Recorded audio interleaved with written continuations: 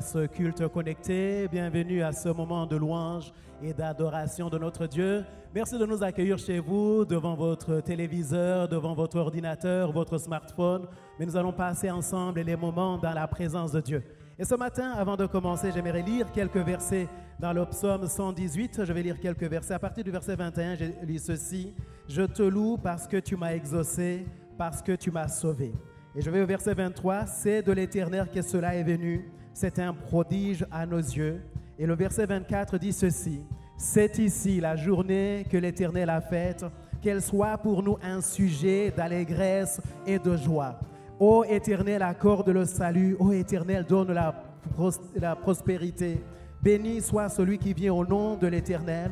Nous vous bénissons de la maison de l'Éternel. » Et ce matin, nous voulons nous arrêter sur ce passage qui dit « C'est ici la journée que l'Éternel a faite. » Le fait que nous pouvons nous tenir debout, le fait que nous pouvons être dans la présence de Dieu, c'est Dieu qui l'a permis, c'est Dieu qui l'a faite. Et nous voulons lui apporter ce matin une louange. Nous ne voulons pas regarder toutes ces choses comme étant des acquis dans ces temps troublés et compliqués. Le fait d'être vivant est une manifestation de la grâce de Dieu. Mais avant de commencer ce culte, nous allons dire ceci, nous allons incliner nos têtes et dire « Seigneur, ce matin, nous voulons réaliser que le fait que nous soyons vivants est l'expression de ta grâce et de ta miséricorde.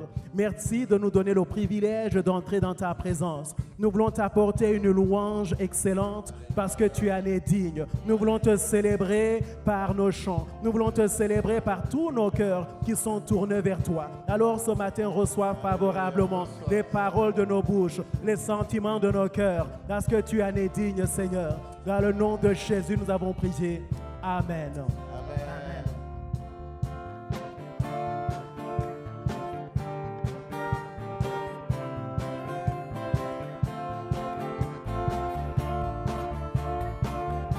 Nous allons dire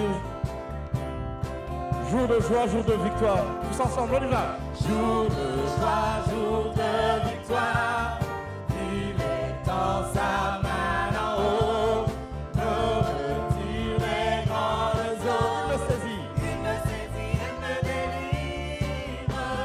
L'Éternel est mon appui devant tous mes ennemis. Dieu se lève avec éclat et il marche devant moi. Jour de joie. Jour de joie, jour de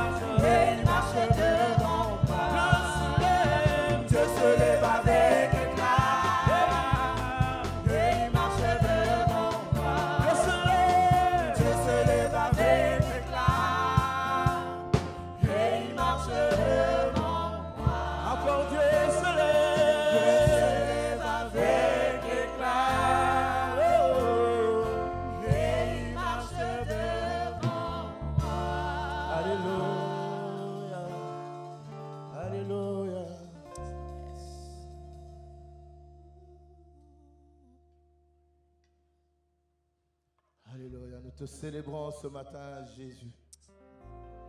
Alléluia.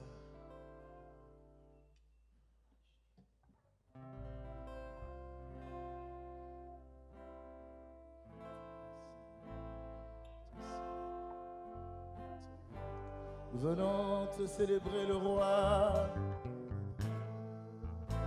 Nous voulons t'adorer le roi.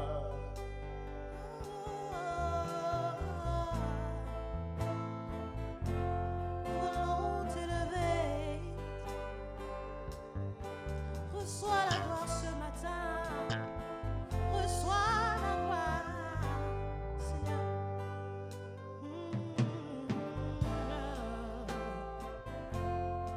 Alléluia.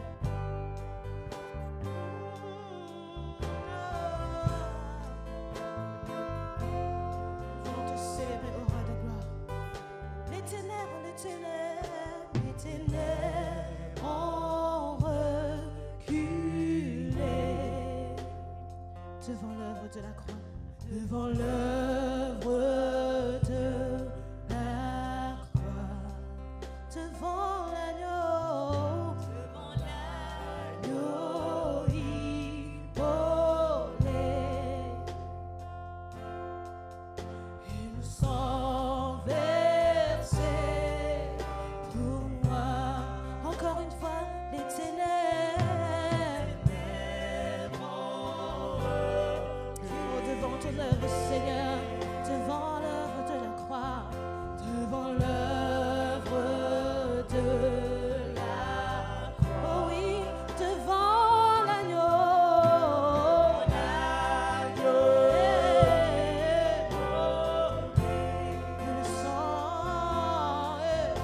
Et le sang versé. Chantons tous les anges nous sa sainteté. L'univers crie sa majesté. Chantons gloire et puissance, force et louange.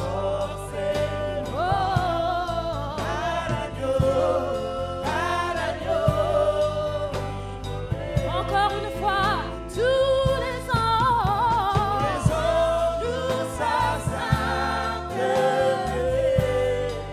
L'univers crie sa majesté. Chantons gloire, chantons gloire, chantons gloire.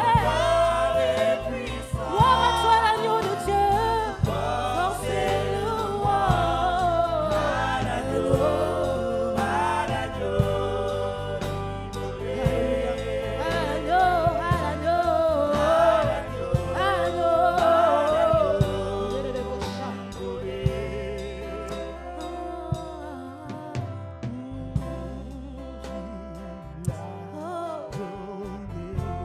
Tu es digne, tu es digne, tu es digne, tu es digne.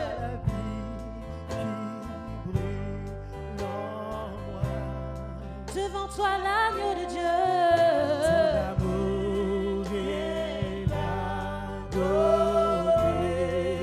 À la vie qui coule en moi.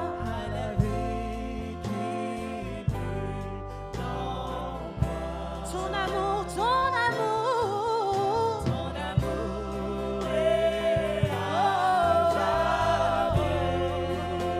Ma reconnaissance, ma reconnaissance.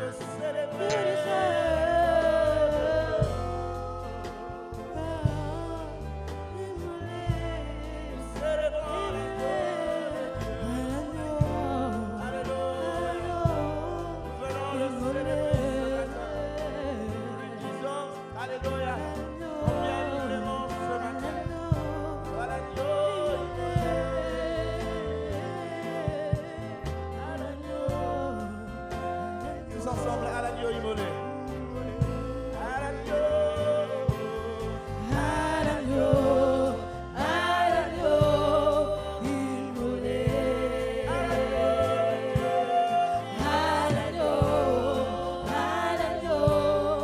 immolé.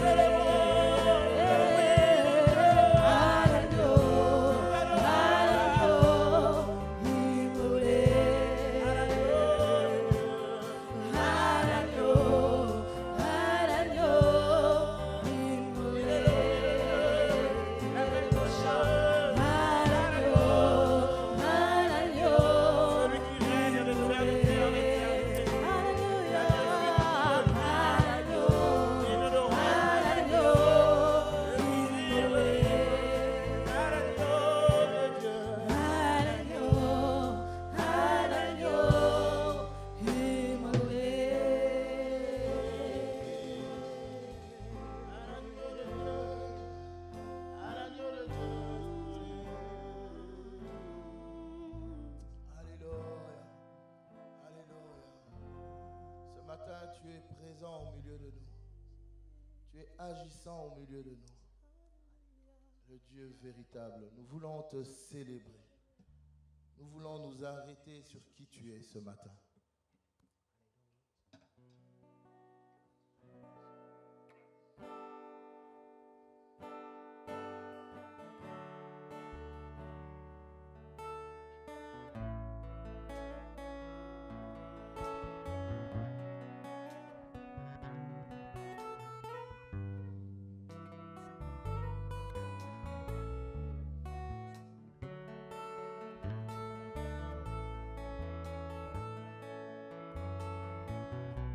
Nous disons, tu es là. Tu es là, présent parmi nous. Je t'adore. Je t'adore. Je t'adore. Tu es là, agissant au milieu de Tu nous. es là, Agissant. agissant parmi nous. Oui, je t'adore. Je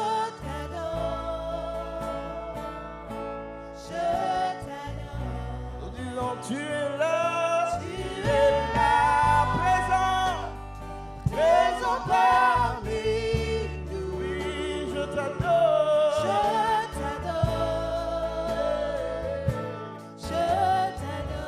Oui, tu es là. Agissant. Agissant parmi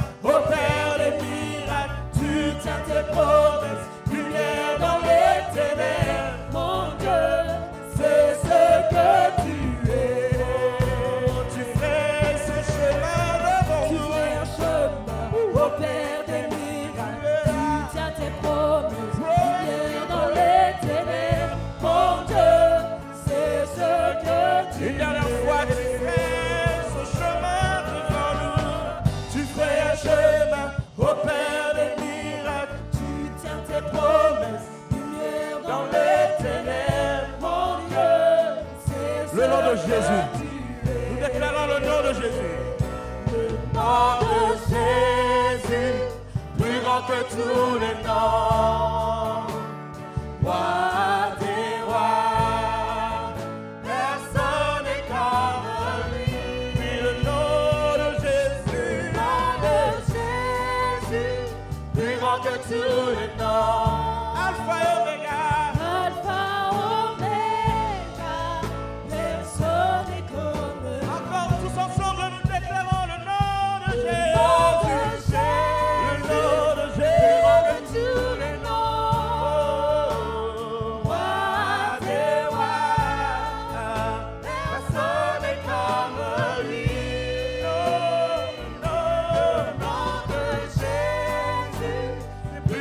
Tous les noms, Alpha,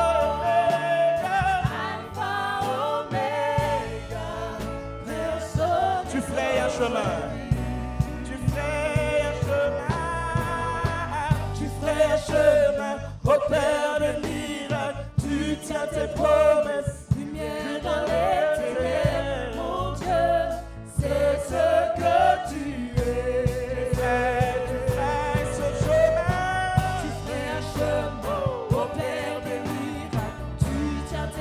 Tes promesses dans les ténèbres, mon Dieu, c'est ce que tu es. Oh, tu fais ce chemin devant nous. Tu ferais un chemin au Père de miracles. Tu tiens tes promesses, lumière dans les ténèbres, mon Dieu, c'est ce que tu es. Tu es là, tu es là, présent parmi nous, je t'adore, tu es là, agissant parmi nous, je t'adore, alléluia, je t'adore, alléluia. Tu es là, devant le cœur brisé. Je t'adore. Nous voulons t'élever ce matin. Nous voulons t'adorer ce matin. Tu es là, transformant nos vies. Je t'adore. Je t'adore. Alléluia. Joignez-vous à moi ce dimanche matin pour élever, pour célébrer notre Dieu. C'est lui qui est là. Parfois, on ne le voit pas toujours. Parfois, on ne le sent même pas. Mais ce qui est sûr, c'est qu'il est là. Opérant, agissant, faisant ce que lui seul est capable de faire.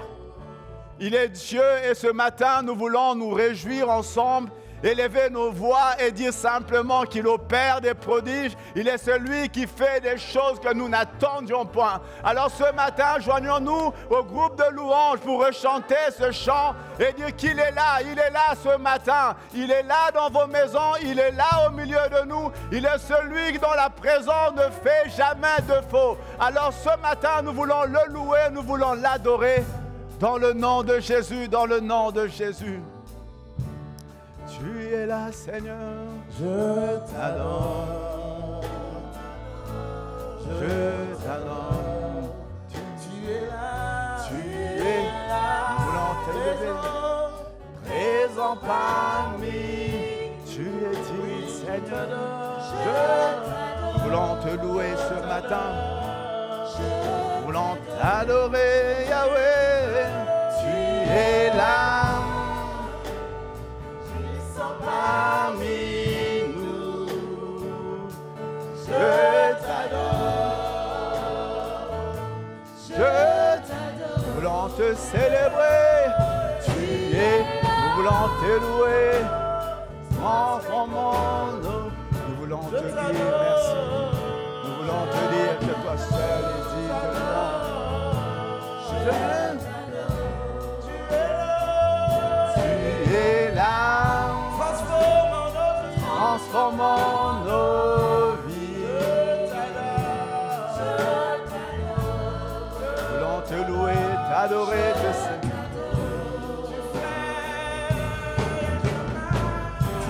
un chemin, opère des miracles. Tu tiens tes promesses, lumière dans les ténèbres, mon Dieu, c'est ce que tu es. Même si je ne te vois pas, tu fais un chemin, Opère des miracles, tu tiens tes promesses, lumière dans les ténèbres, mon Dieu, c'est ce que tu es. Tu fais ce chemin, tu fais un chemin, opère des miracles. Tu tiens tes promesses, lumière dans les ténèbres, mon Dieu, c'est ce que tu es. Seigneur, ce matin, nous voulons te rendre grâce. Je te dis, c'est toi qui ferais des chemins nouveaux, Seigneur. C'est toi qui opères des prodiges, c'est toi qui opères des miracles. Mais ce n'est pas pour cela que nous voulons t'adorer ce matin. Nous voulons t'adorer pour qui tu es. Nous voulons t'adorer parce que tu es notre Père. Nous voulons t'adorer parce que tu es toujours là. Nous voulons t'adorer pour le privilège que nous avons de t'oser t'appeler Père. Pour le privilège que nous avons d'entrer librement dans ta présence. Nous voulons t'adorer pour qui tu es. Pour qui tu es. Alors ce matin, reçois de nous tout honneur, toute louange, toute adoration. Reçois la célébration d'un peuple qui sait qu'ils sont en train d'adorer, Seigneur. À toi l'honneur, à toi la louange. Au nom de Jésus-Christ. Amen, amen, amen. Amen. Merci au groupe de louanges. Je ne sais pas si vous avez ressenti la présence de Dieu comme nous on le ressent ce matin. Soyez le bienvenu, comme mon frère Raymond l'a dit tout à l'heure, à ce culte connecté du dimanche 10 mai 2020, des circonstances particulières, mais un culte connecté. Alors nous allons poursuivre la série qui a commencé avec le pasteur Christian la semaine dernière. Lève-toi et brille. Lève-toi et brille. On va lire dans Matthieu 5. Matthieu 5. Du verset 14 au verset 16. C'est Jésus qui parle, c'est le fameux sermon sur la montagne. Jésus dit ceci: vous êtes la lumière du monde. Une ville située sur une montagne ne peut être cachée. Et on n'allume pas une lampe pour la mettre sous le boisseau, mais on la met sur le chandelier et elle éclaire tous ceux qui sont dans la maison. Que votre lumière luise devant les hommes, afin qu'ils voient vos bonnes œuvres et qu'ils glorifient votre Père qui est dans les cieux. Votre Père qui est dans les cieux. 14, vous êtes la lumière du monde. Vous êtes la lumière du monde. Et ce matin, cette série qui a commencé la semaine dernière, Lève-toi et brille. Et ce matin, le sous-titre, c'est Comment briller. Comment briller. Alors, je commencerai par dire d'abord pourquoi briller. Pourquoi briller. Actuellement, on vit dans un temps où il y a des stars un peu partout. Il y a des stars sur Internet, des stars à la télé. Quand on interroge certains jeunes, leur désir, c'est d'être une star, quelqu'un qu'on connaît, quelqu'un qui est visible. Et dans la pensée de Jésus, quand il disait briller, il ne parlait pas de cela.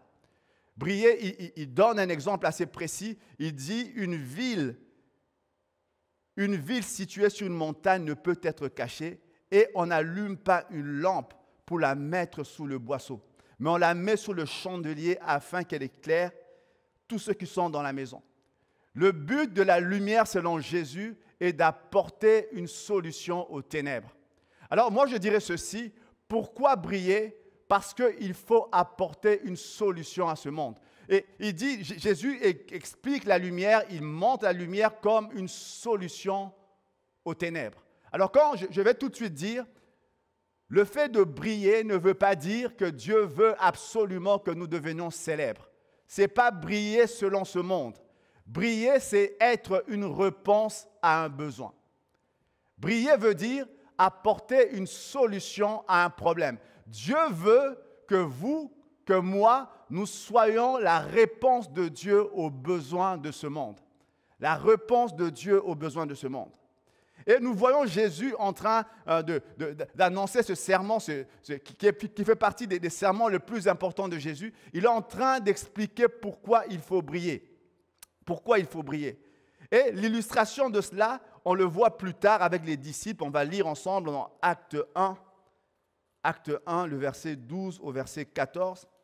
C'est après la résurrection.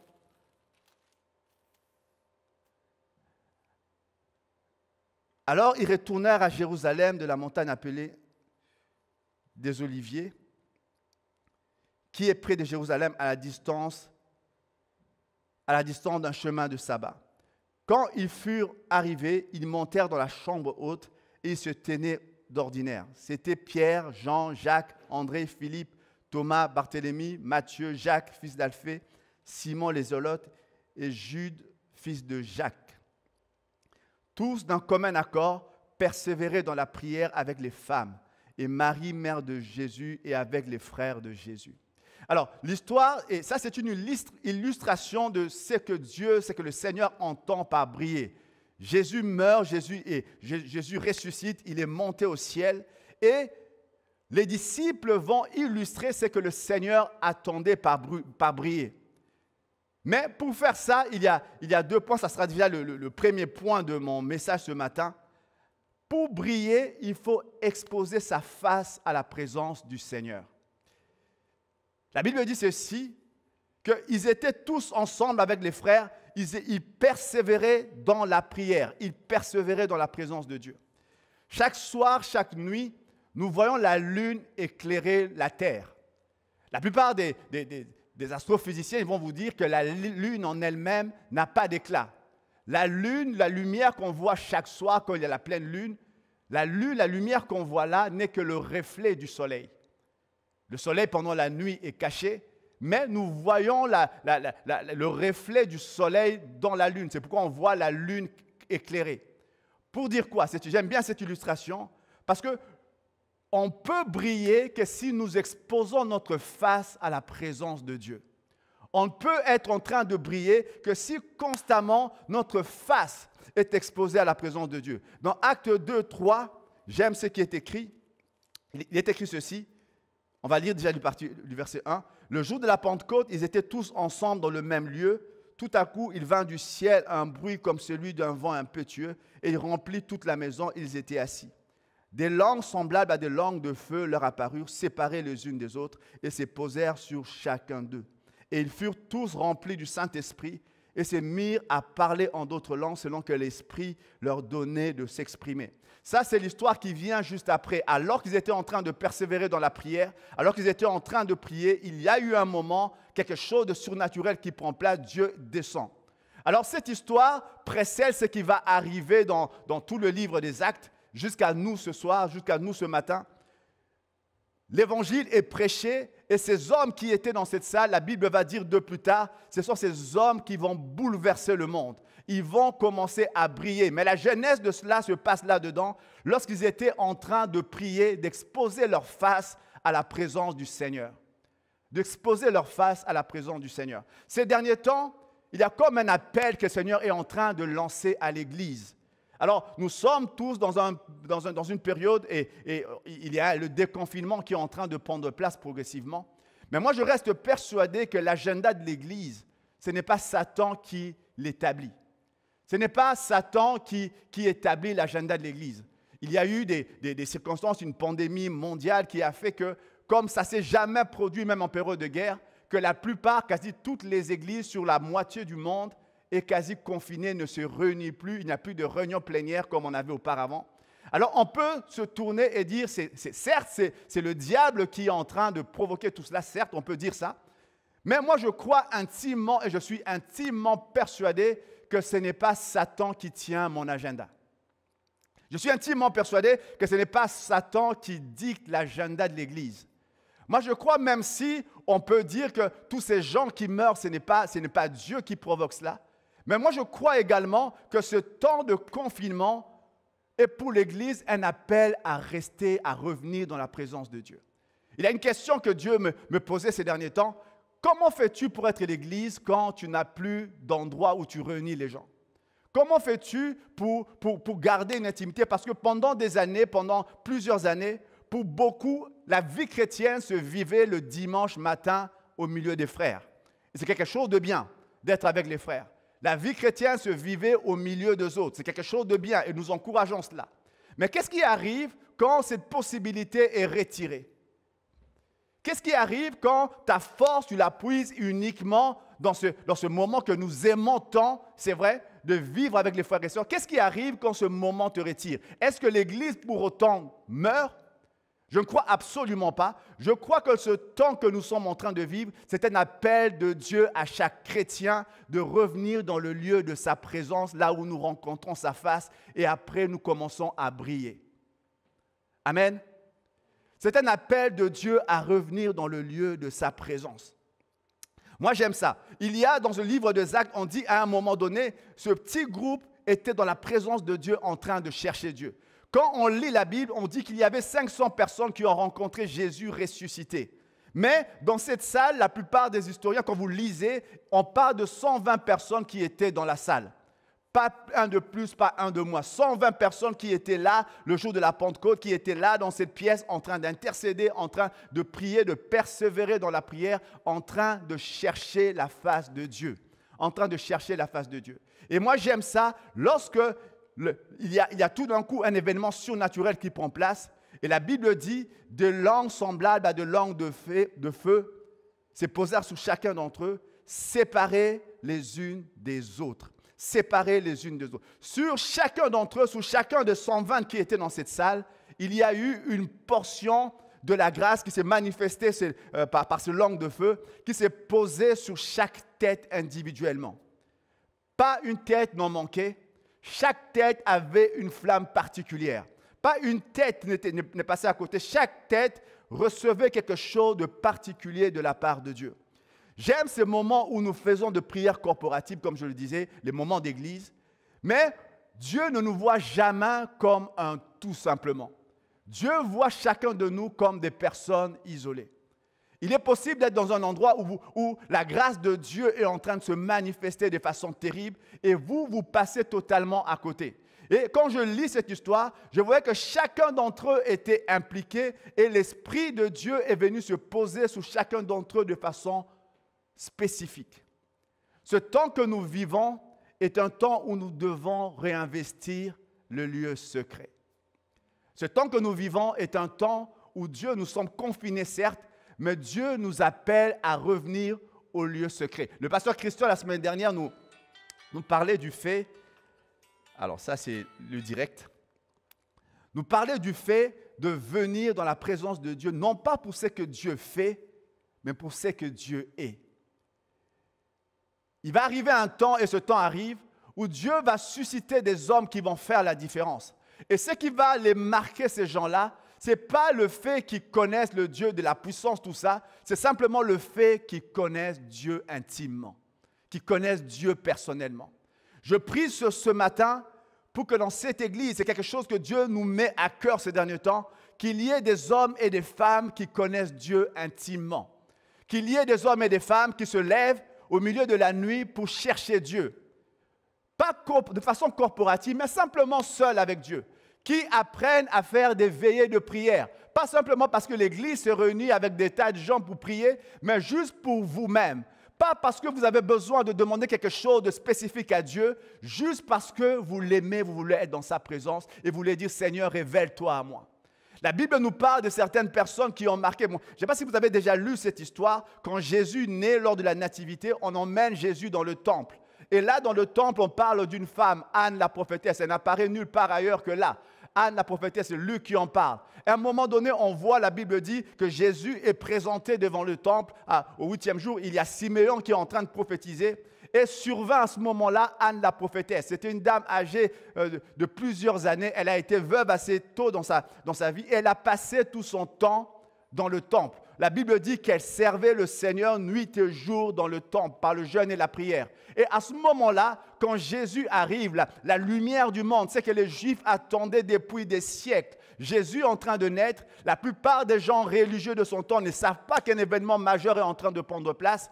Il y a cette femme que Dieu se réveille, qui survint tout d'un coup dans le temple. Et moi, j'aime ça, parce que alors que les érudits, les gens qui étaient versés dans les Écritures n'étaient pas au courant de ce moment, Dieu a réservé ce temps particulier pour quelqu'un qui connaissait sa présence. pour quelqu'un qui vivait dans sa présence. Il y a quelque chose de particulier pour les gens qui connaissent l'intimité de Dieu. La lumière du monde, comme Ésaïe était en train de prêcher, est en train de se lever dans le monde. La plupart des gens ne se rendent pas compte que quelque chose de majeur est en train de se passer dans l'histoire de l'humanité. Mais une femme qui vivait dans la présence de Dieu, une inconnue aux yeux de tous, mais qui connaissait Dieu personnellement, elle a su à ce moment-là. Alors, on ne sait pas qu'est-ce qui l'a conduit dans le temple. On sait simplement qu'elle venait au même moment et elle a rencontré Jésus alors qu'il était bébé. Cette dame allait sûrement mourir dans les années qui allaient suivre. Mais Dieu voulait que son intime soit au courant de ce qui allait se passer. Il y a quelque chose de particulier que Dieu réserve à ceux qui vivent dans l'intimité de Dieu.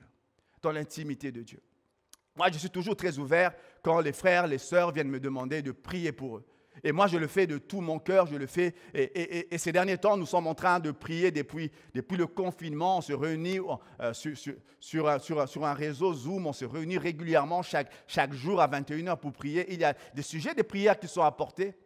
Mais j'aimerais dire ceci, le lieu secret ne peut pas être délégué.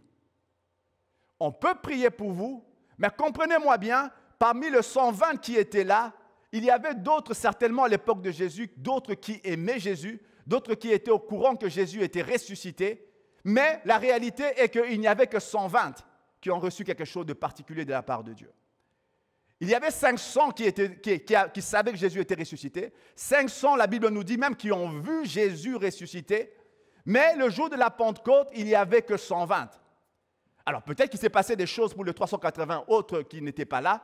Mais ce qui est sûr, c'est qu'on ne peut pas déléguer le lieu secret. Il faut que vous veniez, vous et moi.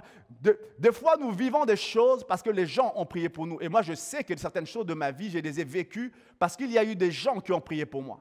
Mais on ne peut refléter la gloire de Dieu que lorsqu'on a appris nous-mêmes à venir dans le lieu secret.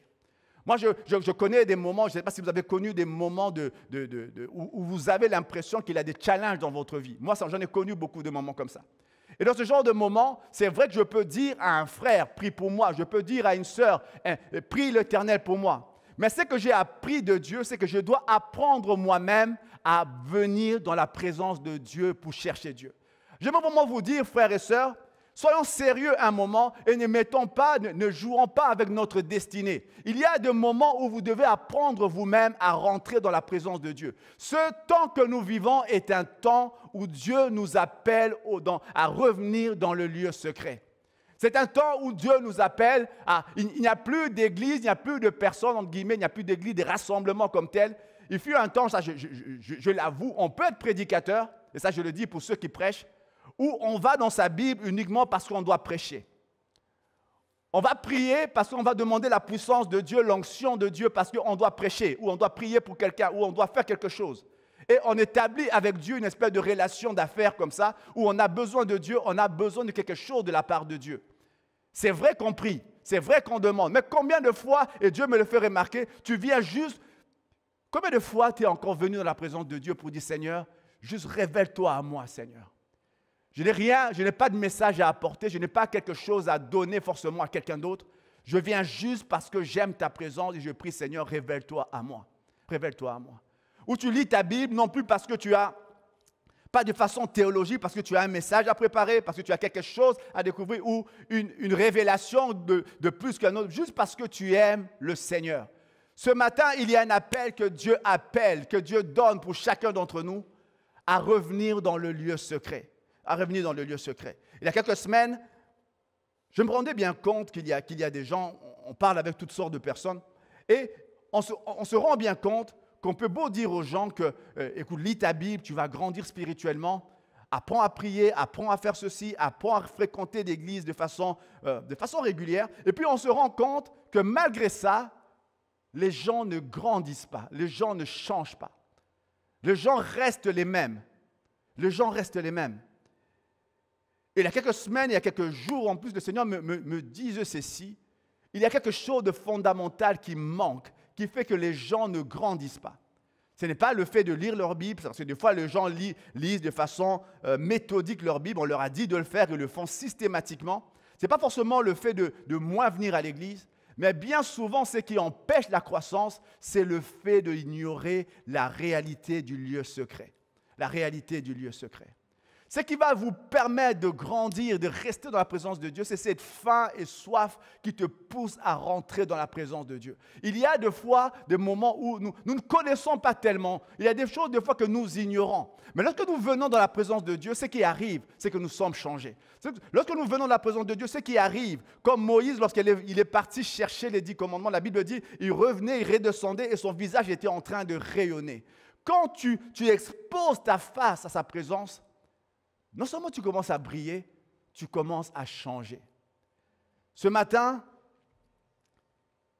comme le pasteur Christian l'avait encore dit la dernière fois, c'est un appel à l'Église pour revenir dans le lieu secret. Un appel que Dieu lance dans ce temps de confinement, un appel où Dieu te dit, expose ta face à ma présence. Va exposer ta face à ma présence. Il y a des choses qu'on peut t'apprendre. Il y a des choses qu'on peut te donner. Il y a des attitudes, des habiletés que tu peux acquérir en étudiant, en enseignant. Mais un cœur ne se forme réellement que dans la présence de Dieu. On peut acquérir des aptitudes, on peut acquérir des façons de faire. Vous pouvez entrer dans une école biblique, vous allez apprendre à prêcher. Vous pouvez entrer dans une école et apprendre vous-même à lire plein d'ouvrages bibliques. Vous allez apprendre à écrire des livres. Vous pouvez apprendre à écouter de la musique inspirée et peut-être que vous pourrez apprendre à composer des chants. Mais un cœur ne se forme réellement que dans la présence de Dieu. Il y a des tas de choses qui s'apprennent, mais un cœur ne s'apprend pas, un cœur se forme. Et un cœur a besoin de venir dans le lieu secret. Un cœur a besoin d'investir à nouveau le lieu secret. Il n'y a pas de raccourci à cela. Il n'y a pas de capacité, de possibilité de déléguer cette façon de faire. Il n'y a pas de possibilité de déléguer le lieu secret. Vous avez besoin, vous comme moi, d'apprendre à investir le lieu secret. Et Jésus disait ceci, va, ferme ta porte. Personne ne sait que tu es là. Personne ne voit ce que tu es en train de faire. Tu n'es même pas en train de dire, j'ai prié toute la nuit hier. Non, tu n'as même pas besoin de le dire. Tu n'as même pas besoin de dire, pendant que je priais Dieu, tu n'as pas besoin de le dire. Tu n'as pas besoin de crier ce que tu as fait. Tu as juste besoin de venir là dans le secret et Dieu te voit. Et Dieu te parle. Et croyez-moi, ce qui se vit dans le secret, comme nous allons le lire tout à l'heure, va finir par se voir en public. Mais tout commence dans le secret. Moi, j'appelle cet endroit-là le cœur du réacteur du chrétien. Si vous considérez la vie chrétienne, le chrétien comme un espèce de sous-marin ou de porte-avions nucléaire, le cœur du réacteur, là où se trouve le moteur nucléaire, c'est là, dans le lieu secret. Dans le lieu secret. Il n'y a pas de raccourci à cela. Il n'y a pas de petit chemin, de formule qui peut remplacer cela. Bien des fois, et moi je crois réellement qu'il y a des choses que nous pouvons recevoir des hommes et des femmes que Dieu a établis aux quatre coins du monde. Moi je crois qu'il y a moyen, par une imposition de main, de recevoir une grâce particulière de la part de Dieu. Une impactation, quelque chose de particulier. Il y avait quelque chose qui manquait dans ta vie et puis tu rencontres quelqu'un et puis on te communique quelque chose. Ça peut se faire et moi je l'ai vu, je l'ai même expérimenté moi-même dans ma propre vie. Mais je veux dire ceci, il n'y a aucune impactation, aucune imposition de main qui remplace le lieu secret. Il n'y a aucune imposition de main. C'est quelque chose que personne ne peut te le communiquer à petit prix. Quelque chose que les gens de qui tu reçois des choses sont des gens qui ont appris à venir dans le lieu secret pour leur vie. Et toi, des fois, tu bénéficies de certaines choses de la part de Dieu, mais tu as besoin toi-même d'apprendre à revenir dans le lieu secret. Personne ne peut le faire à ta place. Les prières des autres ne vont jamais remplacer ta propre capacité, ta propre aptitude à venir dans la présence de Dieu. Les prières de l'Église, c'est vrai, nous prions pour des gens, mais cela ne remplacera pas le fait que toi-même, tu viennes en personne dans le lieu secret. C'est pourquoi je vous invite, à ceux qui ne sont pas encore, qui ne le font pas encore, nous nous réunissons chaque jour à 21h pour prier. Nous prions les uns pour les autres, nous prions pour de tas de sujets, nous prions pour vous, peut-être que vous ne le savez pas, nous prions pour vous. Mais nous savons que c'est un appel personnel auquel vous devez répondre. Venir vous-même personnellement dans la présence de Dieu. Les prières des autres ne remplaceront pas ce moment-là.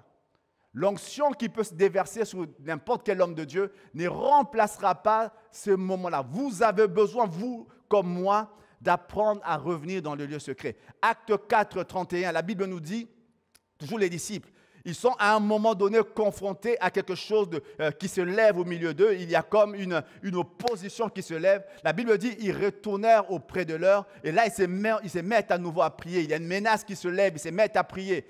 Et la Bible dit, alors qu'ils sont en train de prier, le lieu où ils étaient rassemblés se mit à trembler et ils furent à nouveau remplis du Saint-Esprit. Ils ont commencé à nouveau à prêcher la parole avec puissance et tout. Ce que je veux dire par là, pour briller, tu as besoin d'exposer ta face à la présence de Dieu. Pour briller, c'est vrai, moi j'encourage les gens à lire. J'encourage les gens à écouter des sermons, à écouter des messages. Et actuellement, avec toutes les églises qu'on était, avec Internet, avec YouTube, avec Instagram, tout ça, il y a toutes sortes de prédications toutes faites. Il suffit de taper le sujet. Vous voulez comment vaincre je ne sais quoi, vous tapez, vous allez trouver 10 000 messages qui parlent de ça. Comment prier, vous pouvez taper cela sur Google, vous verrez 10 000 messages qui parlent de cela. Et vous pouvez le lire et on peut apprendre à remplacer, à simplement faire croître notre connaissance en écoutant les révélations des uns et des autres. Mais aucune de ces choses ne remplace votre capacité, votre aptitude à entrer dans le lieu secret. Aucune de ces choses ne peut être un substitut à votre propre vie de prière. Ce qui va permettre que vous brillez, ce n'est pas la révélation forcément d'un autre, c'est votre capacité à entrer dans la présence. Je me souviens d'un frère qui a une grande église et il racontait comme ça comment pendant les premières années de sa vie, il passait de conférence en conférence, il recevait des choses de la part de Dieu. Et il disait, il y a quelque chose qui était étonnant. Quand je revenais, je marchais avec quelque chose de nouveau, mais ça ne durait pas longtemps. Et après, au bout de quelques semaines, il sent que ce que j'avais s'en aller. Jusqu'à ce qu'un jour, et puis il raconte cette histoire dans une discussion avec sa femme lui dit, mais tu vas de conférence en conférence et puis pendant un moment, on te voit agir d'une certaine façon et puis les choses s'en vont. Mais tu es sûr que tu dois encore aller? Moi, je crois que Dieu est ici. Et puis il y a eu comme une espèce de mésentente avec le mari. Le mari faisait toujours ces choses-là, jusqu'à ce qu'un jour, il se mette juste à genoux dans sa maison, à genoux dans son bureau et en train de chercher Dieu. Et puis, je ne suis pas contre les conférences et toutes ces choses, mais je dis simplement, et puis à ce moment, il dit comment il a vu Dieu se manifester de façon puissante, non plus parce qu'il cherchait tout, il faisait le tour de la terre, mais parce que simplement, il avait redécouvert la puissance qu'il y a dans le lieu secret. Quand personne ne te voit, quand il n'y a personne pour crier que tu l'as fait, quand il n'y a personne pour t'applaudir en disant que cela a été fait, juste toi dans le lieu secret, tu es en train de découvrir. Et là, alors que tu es en train d'exposer ta face à sa présence, immanquablement comme Moïse sur cette montagne, tu vas commencer à briller. Tu vas commencer à briller. Lève-toi et brille. Comment briller? Mon premier point ce matin, c'était commence par exposer ta face à la présence de Dieu. Personne ne peut le faire pour toi, tu dois le faire pour toi-même. Amen. Mon deuxième point ce matin, accepte la transition. La Bible dit, Acte 2, 14, la suite. Alors Pierre qui vient d'être touché, il est en train, l'Esprit est descendu sur lui. Il dit, alors Pierre se présentant devant avec les 11, il leva la voix et leur parlant en ces termes. Pierre se lève alors qu'ils étaient cachés dans cette chambre haute. Il y avait une foule hostile à l'extérieur. Il s'est caché un tout petit peu. Là, l'Esprit de Dieu descend. Ils exposent leur face à la présence de Dieu. Ils commencent à briller. Ils sortent de là et il se met à parler librement. On va sauter Acte 3, 1. Juste la suite. Acte 3, 1. Pierre et Jean montaient ensemble au temple à l'heure de la prière. C'était la 9e heure. Il y avait un homme boiteux de naissance, qu'on portait et qu'on plaçait tous les jours à la porte du temple appelé la Belle, pour qu'il demande l'aumône à ceux qui entraient dans le temple. Cet homme, voyant Pierre et Jean qui allaient y entrer, leur demanda l'aumône. Pierre, de même que Jean, fixa les yeux sur lui et dit, « Regarde-nous. » Et regardait attentivement, s'attendant à recevoir d'eux quelque chose. Alors Pierre lui dit, « Je n'ai ni argent ni or, mais ce que j'ai, je te le donne. Au nom de Jésus-Christ de Nazareth, lève-toi et marche. » Et le prenant par la main droite, il le fit lever. Au même instant, ses pieds et ses chevilles devinrent fermes. D'un saut, il fut debout et s'est mis à marcher. Il entra avec eux dans le temple, marchant, sautant et louant Dieu. Amen. Accepte la transition. Pourquoi je parle de ces deux histoires? Parce que pour la première fois, quand Pierre se lève dans Acte 2,14, il se met à prêcher devant la foule. Et dans Acte 3,4, quand Pierre et Jean guérissent ce paralytique, ce boiteux à la porte du temple, c'est la première fois après toutes les fois, on va dire ça comme ça, toutes les fois où Paul, où Pierre et Jean, ou les disciples ont fait des miracles, c'était sous la supervision de Jésus-Christ. Quand Jésus était physiquement sur la terre, le Seigneur les envoyait faire des choses, ils ont fait des exploits. Mais là, pour la première fois, ils vont devoir le faire sans que Jésus-Christ soit physiquement sur terre. Le Saint-Esprit est là, Jésus-Christ n'est plus physiquement sur terre. C'est un temps de transition pour eux. C'est un temps de transition. C'est un temps où ils ne savent pas encore, avec certitude, on va dire, si les choses vont être comme avant. Ils viennent, ils parlent devant des foules, et la Bible dit, alors qu'il est en train de parler, 3000 hommes se tournent vers le Seigneur. Et là, Acte 3.1, le premier miracle, alors que Jésus n'est plus sur la terre physiquement, le premier miracle des disciples se passe dans ce temple-là. Un temps de transition. Et j'aime ça. Pierre et Jean montaient ensemble au temple à l'heure de la prière. J'imagine qu'ils étaient en train de faire autre chose. Et puis là, tout d'un coup, c'était l'heure de la prière. Une transition se fait. Ils changent, ils sont en train d'aller vers le temple à l'heure de la prière. Qu'est-ce que je veux dire par là? Je veux dire ceci. On commence à briller, pas simplement lorsqu'on expose sa face à la présence de Dieu. C'est vrai qu'il y a quelque chose que nous recevons de Dieu. Mais comme Jésus le disait, le but de la lumière, c'est que la lumière soit exposée afin d'éclairer. Une lumière qui brille dans le secret ne sert pas à grand-chose. Une lumière qui connaît le lieu secret, qui est en train de briller, a besoin d'être manifestée afin d'éclairer. Et là, pour que la chose se fasse, il y a un temps de transition qu'il faut connaître. C'est quoi le temps de transition?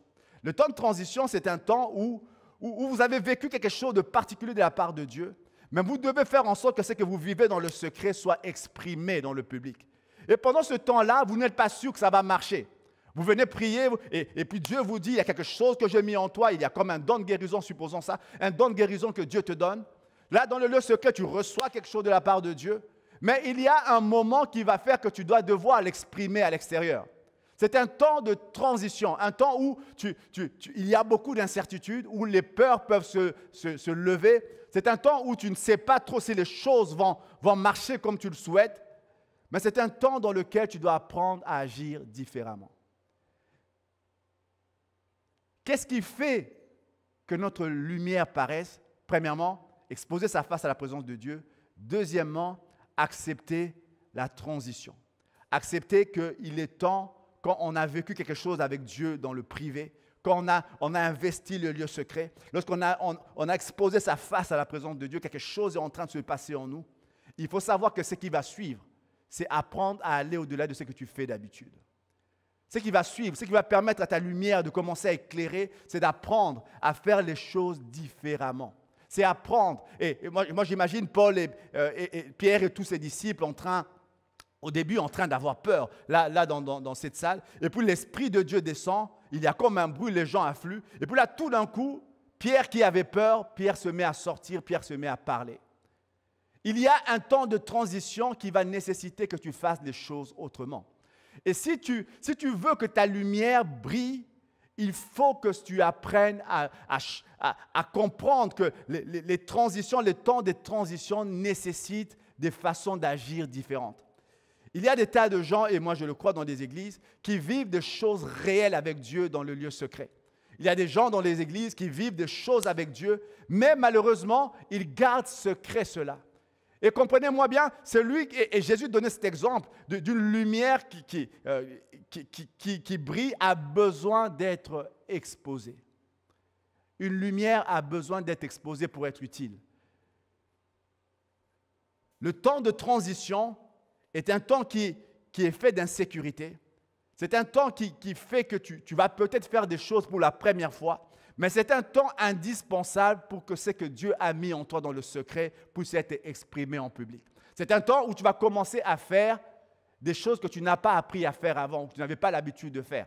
C'est un temps où tu vas commencer à prendre des risques. Toute l'année avait commencé avec cette série de messages sur l'audace. C'est un temps où tu dois commencer pour exprimer la lumière que Dieu te met en toi. Tu dois commencer à faire des choses différentes. Tu dois commencer à faire des pas de foi. Sachant que Dieu a mis quelque chose en toi, je vais exprimer les choses différemment. Il y a des fois où Dieu nous communique des dons spirituels, Dieu nous donne des choses surnaturelles, mais ces choses-là ne s'expriment pas à moins que nous soyons en position de devoir... Je vais l'exprimer autrement. Dieu nous donne des choses spirituelles, Dieu nous donne, supposons que Dieu te donne un don de l'esprit, le don de guérison, un autre don, tout ce que tu veux. Pour que ce don se manifeste, tu dois être dans une position où tu as besoin que le don se manifeste. Vous me suivez? Tu as besoin de t'exposer dans une situation où tu as besoin qu'un tel don soit manifesté. Tu as un don de guérison, tu as besoin de t'exposer, d'être en face de malades. Tu as un don particulier, tu as besoin d'être dans une position où le don va s'exprimer. Le don ne s'exprime pas chez toi dans la maison pour que tu sois déjà prêt. Moi, j'aimerais bien, pour prier pour un malade, qu'il y ait un ange qui vienne me dire, c'est le moment de venir prier pour un malade. Là, j'irai avec foi parce que j'ai vu un ange, mais ça ne marche pas toujours comme ça marche quasi jamais comme ça. Ça demande que tu t'exposes à une situation où le don va devoir s'exprimer. Tu as quelque chose de la part de Dieu. Si tu restes, et il y a des gens, je le crois de tout mon cœur, qui ont reçu quelque chose de la part de Dieu, mais ça ne se manifeste jamais parce qu'ils ne s'exposent jamais. Le temps de transition, avant que la chose ne soit affermie, que tu saches que oui, je marche là-dedans, c'est quelque chose, ça fait partie de mon appel, ça fait partie de ce que Dieu m'a donné, il va y avoir un temps où tu dois apprendre à agir malgré les insécurités. Tu dois apprendre à faire malgré le fait que tu n'as pas la preuve que ça va marcher. Tu dois apprendre à dire malgré le fait que tu penses que tu peux te tromper, tu es comme dans une insécurité, mais apprendre à le faire. Et la lumière ne se manifeste que lorsque nous avons appris, lorsque nous comprenons que les temps de transition nécessitent de nouvelles façons d'agir. Souvent, le temps de transition est un chemin vers une nouvelle saison. Mais beaucoup de gens restent dans la saison précédente parce qu'ils ne comprennent pas que le temps de transition va nécessiter des changements. Moi, j'aime ce que les apôtres font. Acte 3, au moment de la prière, ils s'en vont. Et cette histoire, j'aime bien parce qu'à chaque pas, on a l'impression qu'il y a une transition qui va se faire. Il y a un homme qui est là, qui est boiteux, qui est là depuis des années, qui ne s'attendait pas à grand-chose. Et la Bible dit qu'il est devant une porte, la porte qu'on appelle la belle, la porte du temple. Lieu de transition, une porte, ça peut permettre d'entrer, de venir dans une salle et d'entrer dans une autre. Un lieu de transition. Et cet homme qui est là, il voit Pierre et Jean qui viennent, et puis lui s'attend à recevoir autre chose d'eux, il attend de l'argent. Et puis Pierre et Jean le regardent et disent, nous n'avons ni or ni argent à te donner, mais ce que nous avons, nous te le donnons. Au nom de Jésus, lève-toi et marche. Et puis ils le tiennent, j'imagine le gars en train au début de peut-être de boiter, et puis tout d'un coup, les pieds, les jambes s'affermissent. Un moment de transition. Et puis là, tout d'un coup, alors qu'il n'était probablement plus entré dans le temple depuis longtemps, l'homme entre dans le temple et là, stupeur, tout le monde regarde, qu'est-ce qui est en train de se passer? Il y a là un moment de transition qui a nécessité pour cet homme de changer de façon de faire, lui qui était habitué à rester assis. Il fallait, à ce moment-là, alors qu'il lui disait, reçois ce que nous avons à te donner, mais il lui fallait encore se tenir debout et marcher. Il y a un moment de transition qui nécessite que tu fasses les choses différemment. Si Pierre et Jean lui avaient dit, nous te guérissons, tout ça, et le laisser là, il est possible que la guérison était bien réelle, mais elle ne se serait pas manifestée. Il fallait qu'il se lève. Le temps de transition nécessite des façons de faire différentes. Les temps de transition nécessitent des façons d'agir différentes afin que ce que Dieu a mis en toi puisse s'exprimer. Moi, je crois que ce moment que nous vivons est un moment où Dieu est en train de parler à des gens, où Dieu est en train de mettre des choses sur des cœurs, où Dieu, dans le lieu secret, est en train de façonner des personnes. Il est en train de façonner des héros qui vont paraître. Ma prière simplement est qu'aucune de ces personnes ne s'éteigne dans le privé. Aucune de ces personnes, alors que vous recevez quelque chose de Dieu pendant ces moments-ci, que vous puissiez apprendre à vivre ce moment de transition. Que vous appreniez à marcher et à laisser briller ce que Dieu a mis en vous. Ce matin, mon message était simple. Lève-toi et brille. Comment briller? Expose ta face à sa présence. Deuxièmement, accepte la transition. Accepte ce moment où tu peux avoir une certaine insécurité. Accepte ce moment où tu vas devoir faire certaines choses pour la première fois. Accepte ce moment-là où tu vas devoir prendre un risque. Accepte ce moment où tu peux avoir la crainte que les choses ne se passent pas comme tu penses, mais accepte ce moment de transition. Sans le moment de transition, nous allons rester confinés à une simple révisitation dans la chambre haute. Et l'Église peut devenir quelque chose, un endroit où les gens ont plein de révélations, mais un endroit où les hommes ne brillent plus. Et les révélations sont authentiques, mais simplement, ils n'ont pas appris, et de fond, ça a été le cas pour nous, nous n'avons pas appris à gérer la transition. À gérer la transition. Un moment où les gens apprennent à faire les choses autrement, parce que simplement, ce que tu as reçu de Dieu nécessite que les choses se passent autrement. Nécessite que tu agisses autrement. Ce matin, nous allons juste passer un moment dans la présence de Dieu. Le cœur de mon message est d'abord ce premier point. Expose ta face à sa présence tous les jours. Expose ta face à la présence de Dieu tous les jours. Que chaque jour, pendant ce temps de confinement qui est en train tout doucement d'être levé, que tu apprennes à exposer ta face, que tu apprennes à venir dans sa présence, que tu apprennes à rester là dans sa présence, que tu apprennes, quand même le confinement serait levé, que tu apprennes à être un homme, une femme qui vient dans la présence de Dieu. Je prie ce matin qu'il y ait des hommes et des femmes qui investissent le lieu secret. Des hommes et des femmes qui retrouvent la puissance du lieu secret, le cœur du réacteur. Là où personne ne voit, cet endroit que personne ne regarde. Il n'y a pas de caméra pour te voir, il n'y a pas là, tu n'as pas de star YouTube, tu ne te filmes pas quand tu es dans cet endroit-là.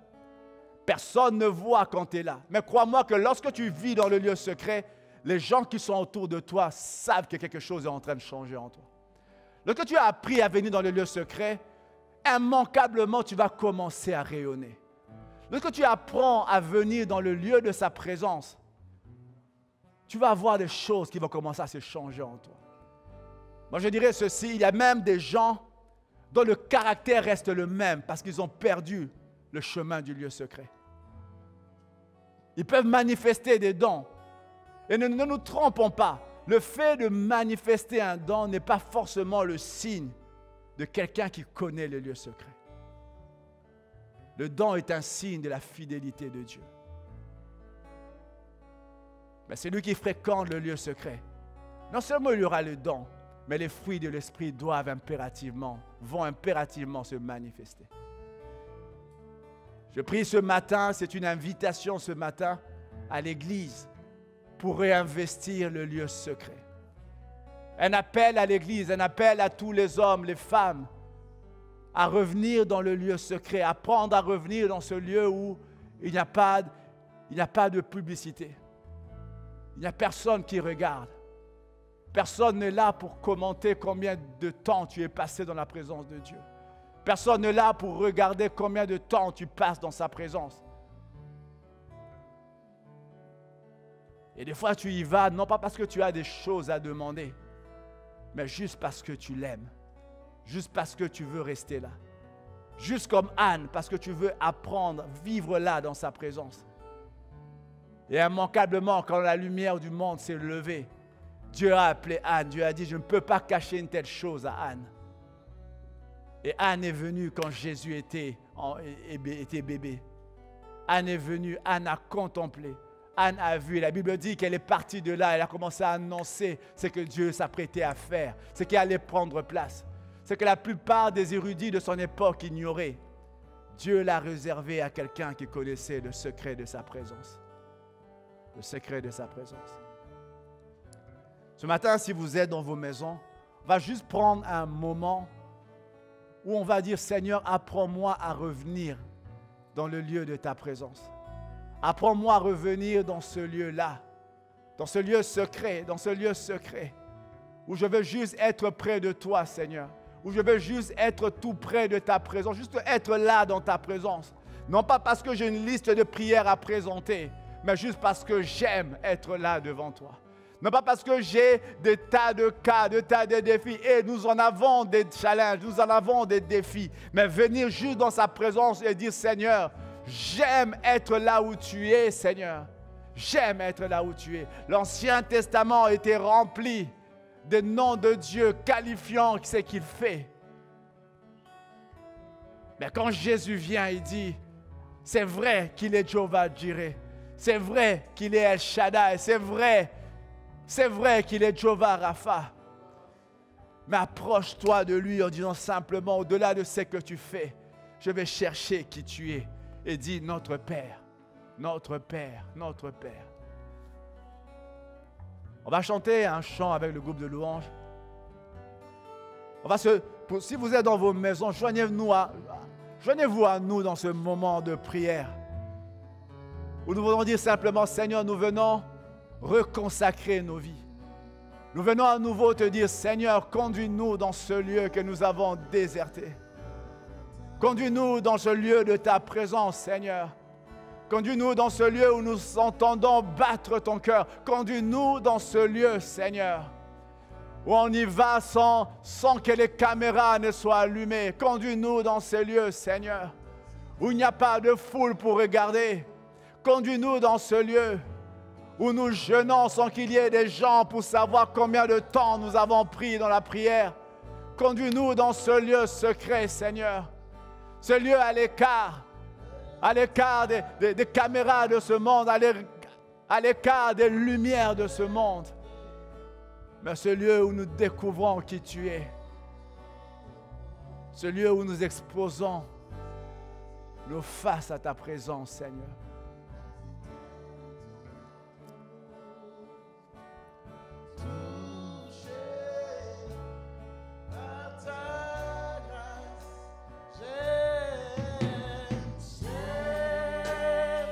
Célébrons de ta présence. J'aime quand tu fais éclater ta gloire. Je suis saisi ce matin par l'intensité de ton amour. Touché par ta grâce.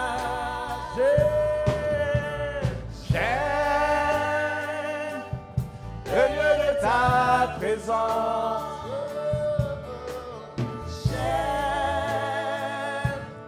quand tu fais éclater ta gloire. Je suis saisi par l'intensité de ton amour. Touché par ta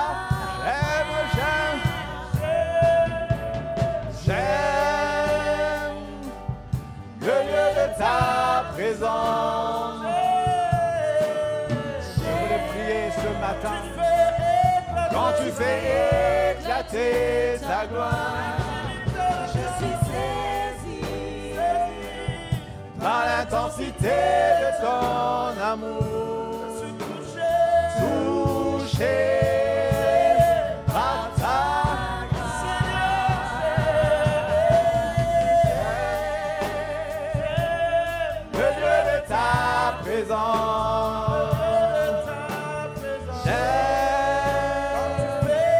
quand tu fais éclater ta gloire, je suis saisi par l'intensité de ton amour. amour.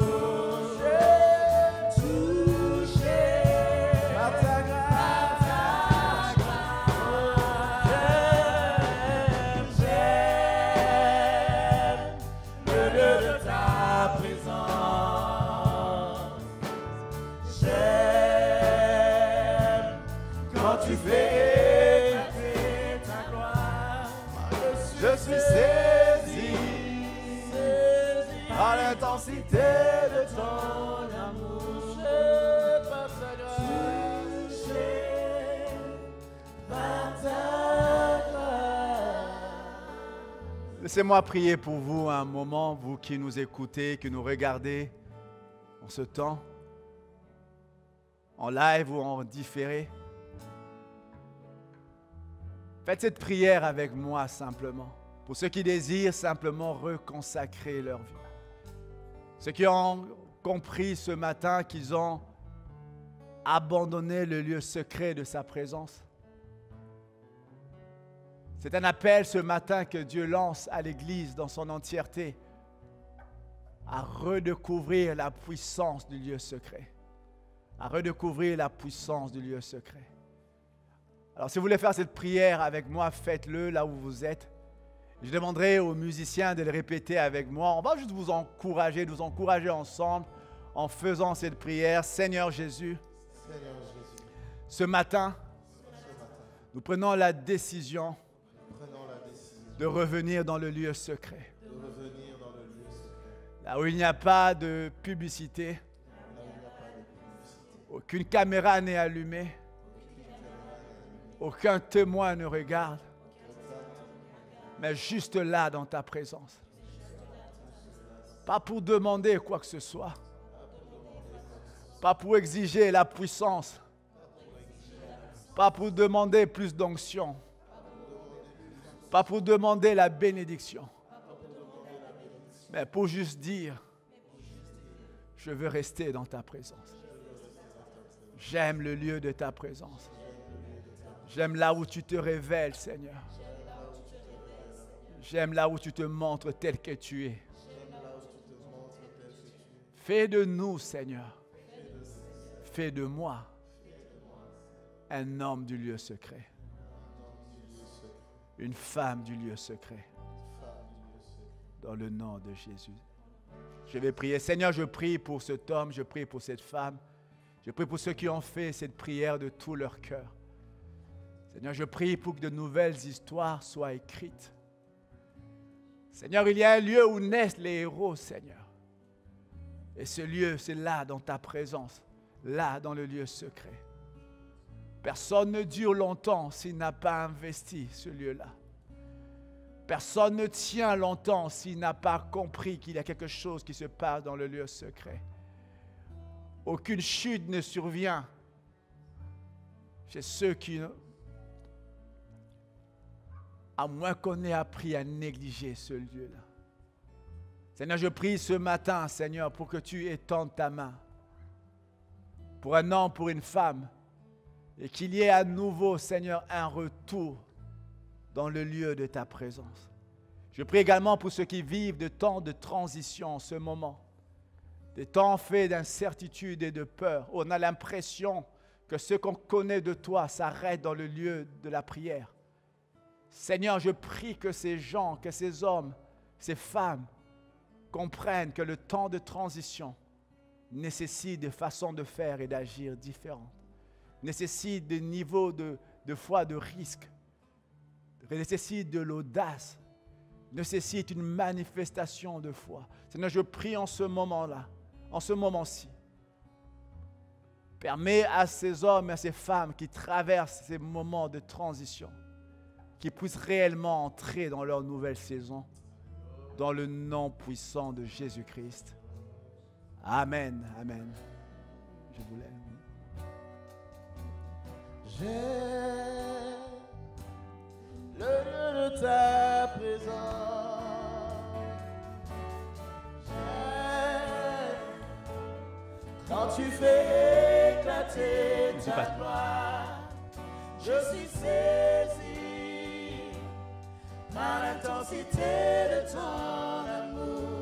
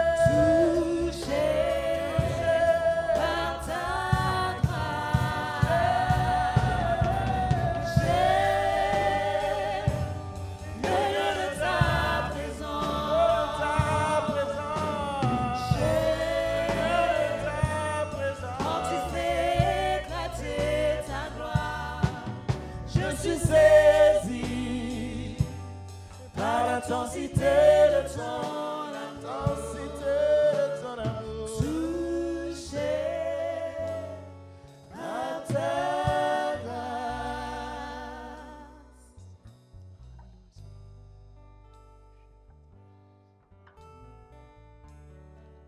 Alléluia.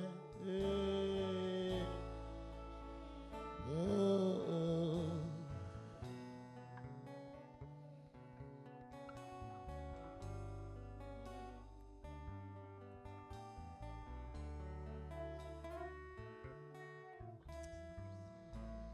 Alléluia.